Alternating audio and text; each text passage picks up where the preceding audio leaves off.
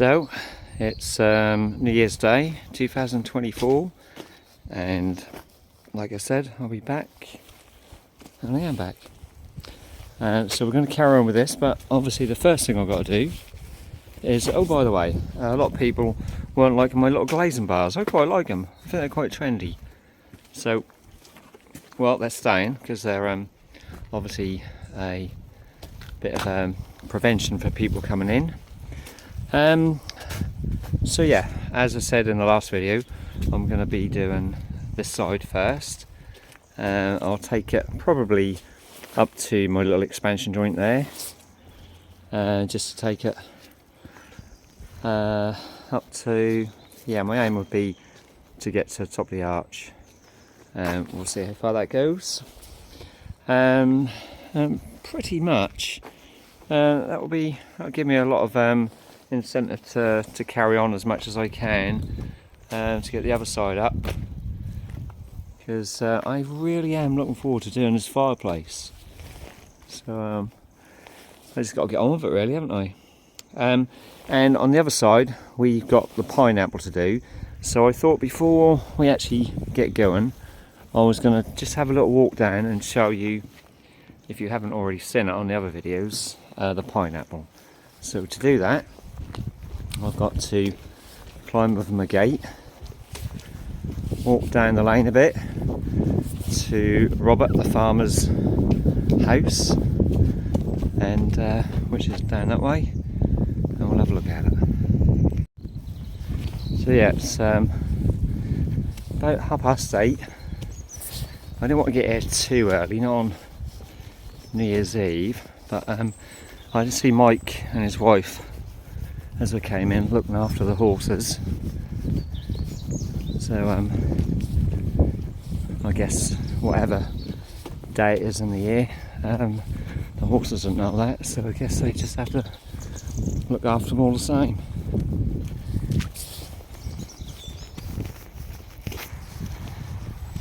So here's the triple twist, and there's the pineapple I did before. Obviously this one's a complete one. The one I'm going to do is just a half section of that. But there's the old triple twist. This is Robert's house that I did back in 1988, 89. I think there's a date on in the gable. And as we look at the 1989, and just want to have a look at this dental detail, because that is something that Robert, he took me into town to show me what he wanted. Obviously on the drawing it had dental work, but he wanted to make it a bit heavier and replicate something that's in the town just a couple of miles away, which yeah, I really did enjoy doing that. I'm going to be drawing it again to get my students to do something. There it is again. That's the first owl and the first twisted pears I did. So the first owl you can see in the gable there, just there. So we'll walk back now, never seen the pineapple, and like I said, we're going to have to do half one of those on the wall.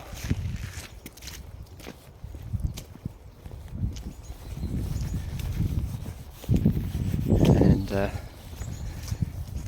a few years after his house was built, we came back to do a little bit of I don't know, kind of renovation work on this barn, and we put in the second owl, which is right up in that gable.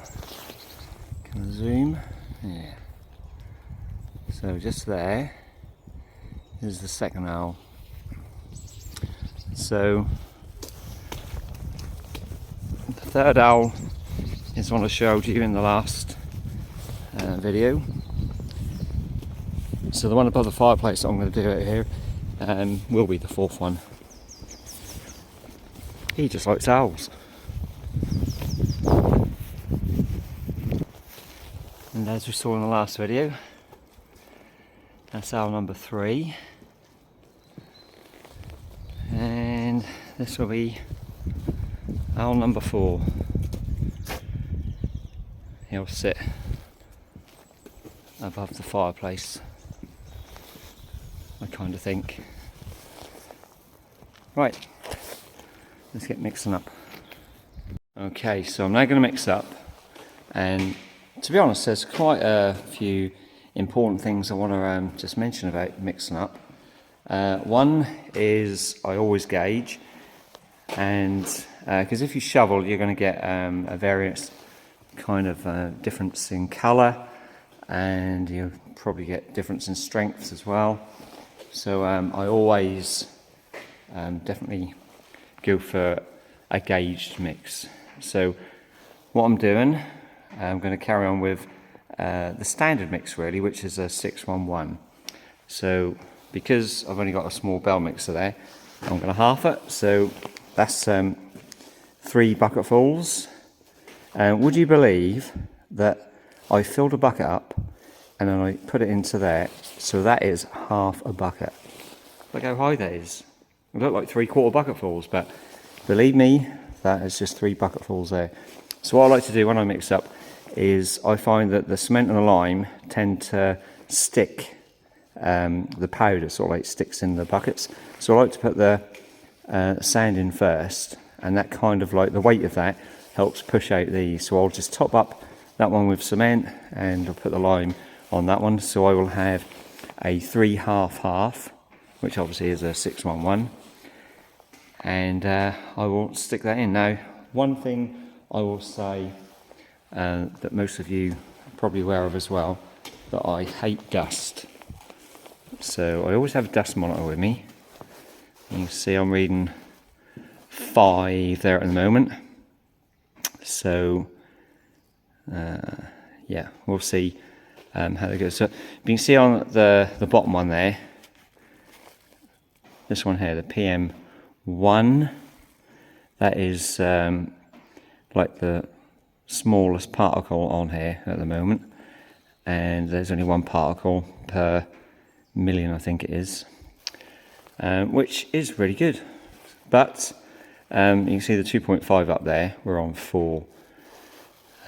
This isn't my best monitor. The other one is the little digital one, but when I was charging it up, the charger kind of got snagged up in it, and so I've got another one on order now because that stopped working. So dust is a big factor when mixing up, and because of that I will definitely be wearing my mask. And I would say that 99.9% of people who mix up on site do not wear a mask, and that is just unfortunate, because this stuff here is going to kill you eventually. So to that is very kind of irritating in the short term. If you sort of like breathe some of that in, you can really feel it burning on your throat. Once it's in, that's not coming out. So it's got to be so careful. And the other thing I'm going to say as well is that when you're loading up the mixer, you always want to stand the left hand side of it, because when the stuff is falling around in there, you'll see that it will slop. And when it slops, because obviously it's come around this way, when it slops, the stuff generally flies out over to the right. So if you're this side, the stuff that falls out, sometimes you do get a little bit come back this way, but generally speaking, most of that stuff that does splash out will go slightly to the right. So keep to the left as you're mixing. Again, it's always a good idea to say that you should be wearing goggles, but I'd say even less people wear goggles when doing this. But right, okay, so I'm now going to start mixing. The first thing I'll always do is wet the bowl. So I'll put my water in first.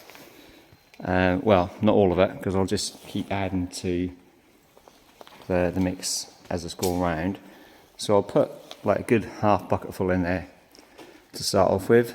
And some people put the plasticizer in at that stage, but I tend to put it in just after I put the first load of sand in. Doesn't really make a lot of difference, but I find that if you put it in just with the water, it just goes like all frothy. So I tend to put it in just after the first or second sand had gone in.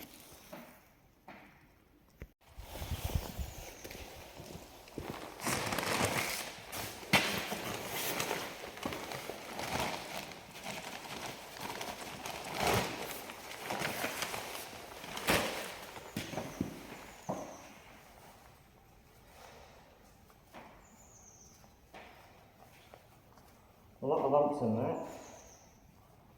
Not very happy. That's a brand new bag, that is.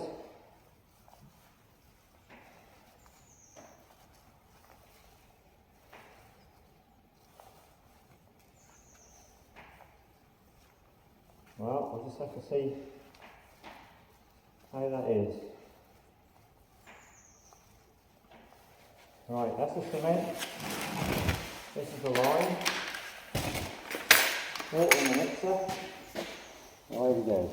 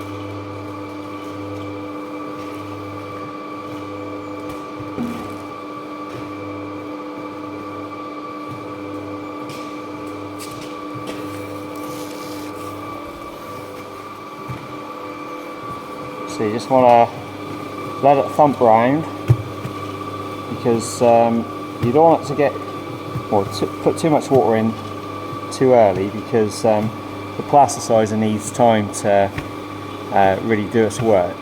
So if you start wetting up too much and it's too wet, then you're going to have to start adding some more aggregate, and if you do that, then you might as well not be bucketing, you might as well be shoveling. So So just do it sort of like semi-dry, and then just let the plasticizer do its thing. So you can see it just needs a little bit longer to go around. As soon as that comes out, I'm going to pour it into the barrow. I want to wet my barrow first, just to prime it really, I guess. But you should put water in straight away and just let it swirl around just to clean all the edges off. A lot of people don't do that nowadays. A lot of people just tip it out, switch it off, and then let it bake in the sun, which is an absolute nightmare for cleaning. So just get it out, put some water in. I'm not going to do that straight away because as soon as I get this one in the barrow, I'm going to put another mix on. But that's now starting to look okay. You should really let it mix for at least 5 minutes. Let it thump round.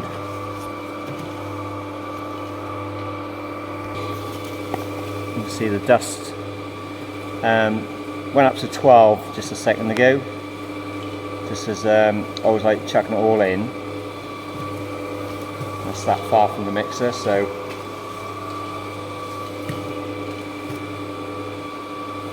you can definitely tell that there's a bit of dust lingering in the air.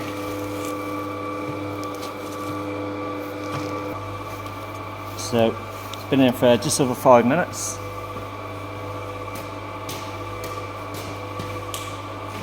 Barrels all been wetted.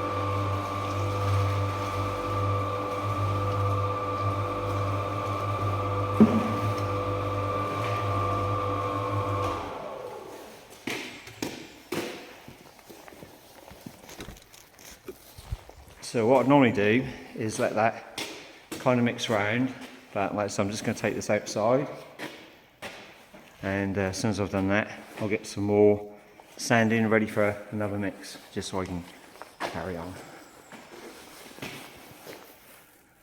Right, so before I start, very important thing I've got to do.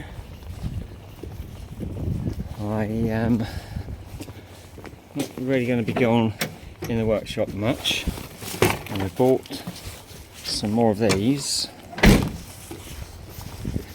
because my other mouse traps are a little bit had it. If you look, the flaps don't stay down anymore. So I think out of the 4 I've got, the original ones, I think only one of them works properly. The other one is a little bit temperamental. So we have 4 brand new ones to try and catch our little fellas alive, and then I'll let them out on the way home. So hopefully during the course of the day, because I'm going to be here for about 7 hours maybe, in that 7 hours I might catch a couple, and obviously that will enable me to let them out. Unfortunately, because this is my workshop, obviously I don't live there, and because of that I'll sometimes come here after 2 or 3 days of being away, and occasionally I will find a mouse in there that hasn't survived.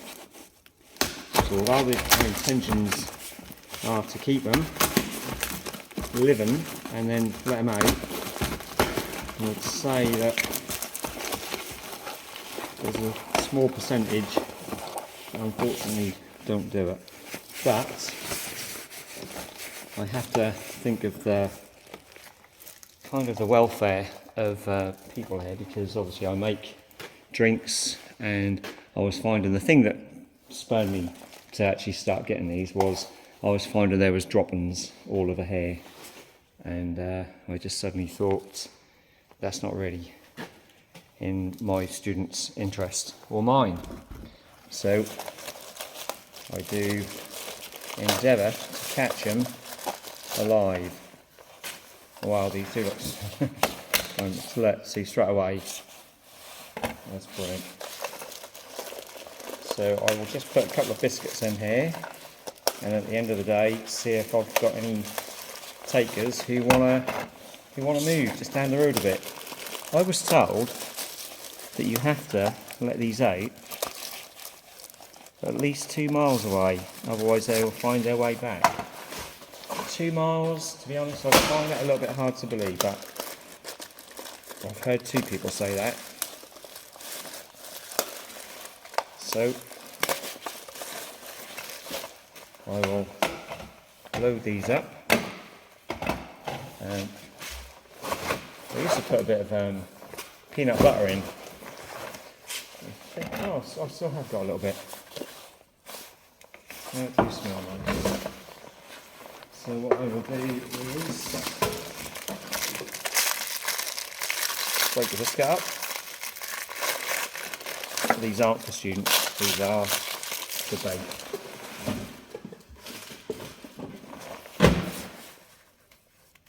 So, a bit of a biscuit in each one.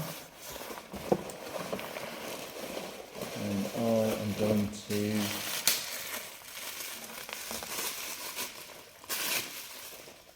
put on each one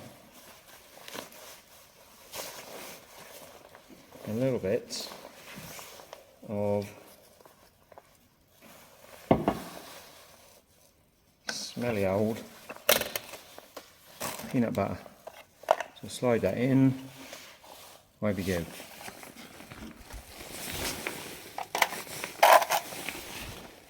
This is an old one. Again, an old one that doesn't work. This one, that's an old one that's still loaded up. And there's another one out there near Darren's work, so I will load him up as well. Right, then I better start laying some bricks. Things I have to do. Loading all these. Look at that. That does work good.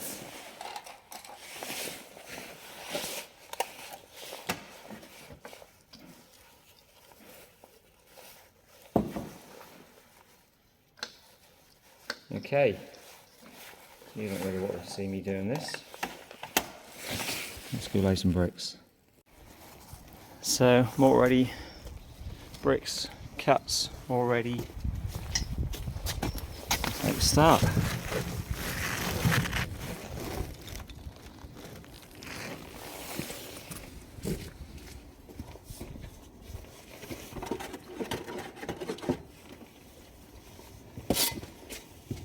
Can't really see it now, but how rusty that's got. You just show that I don't really get to lay many bricks these days. Right, here we go.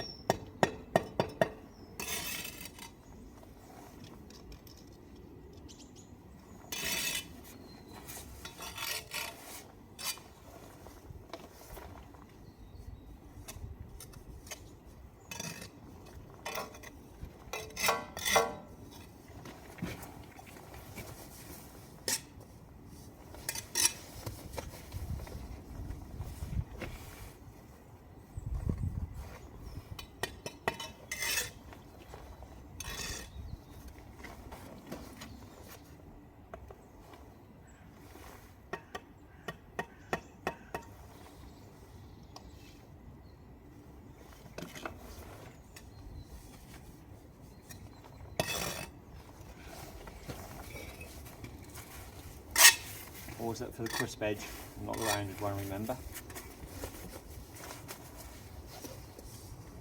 Oh, I forgot how dusty these bricks are as well.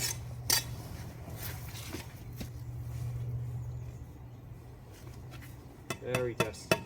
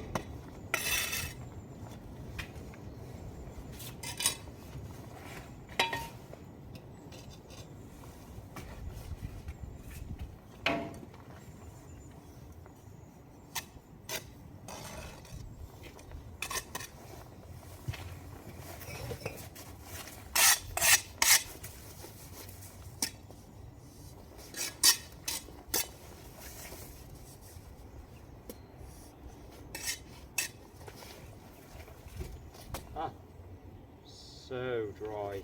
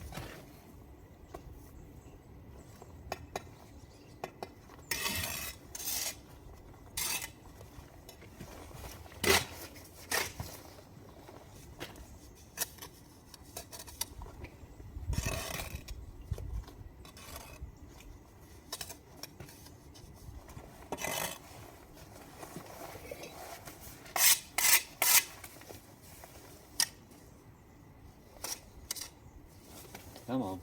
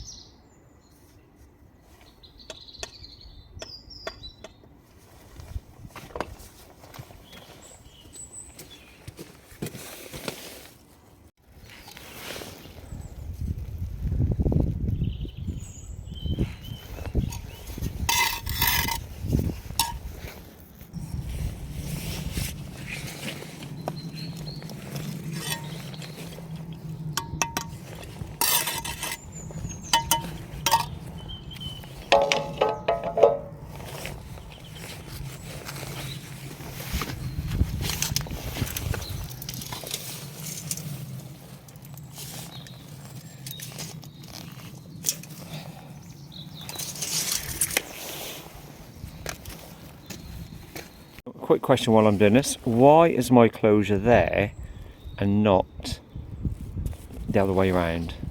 Where the head would be on the end and the closure would be there. Why is that closure there and not next to the header there? Answers in the comments, please. You're a bit of a monster, aren't you?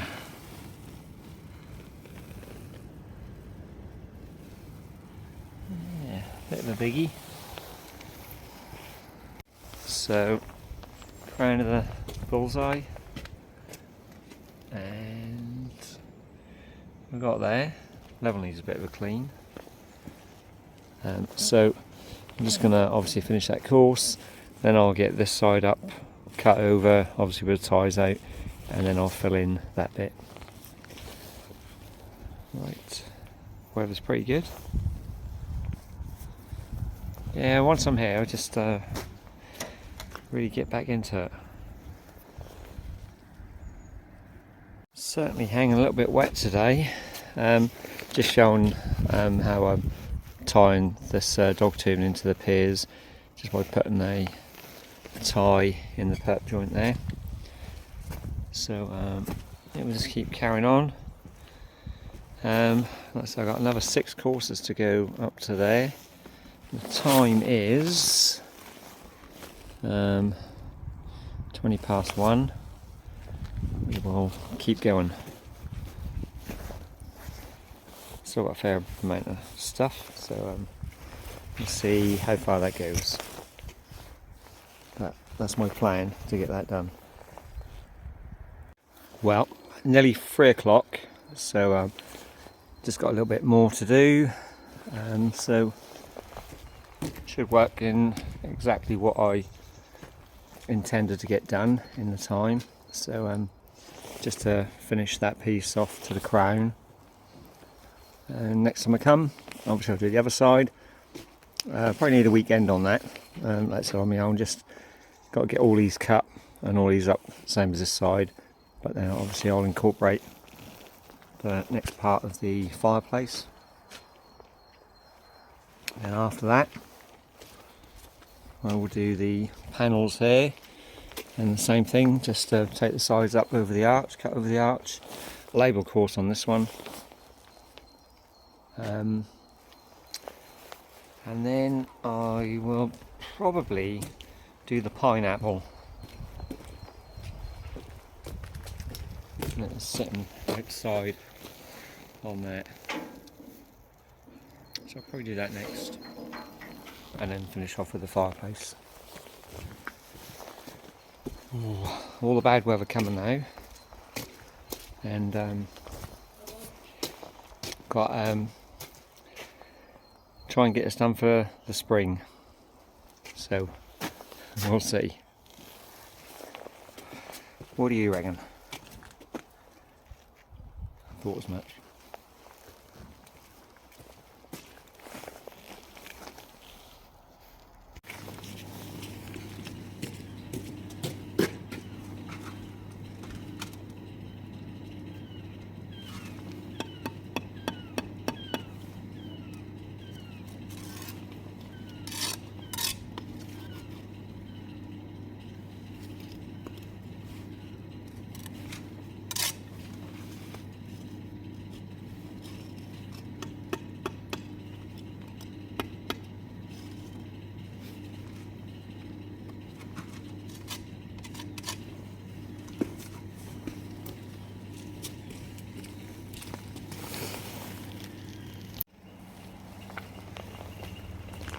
So that's my goal for today achieved. Still got to joint up.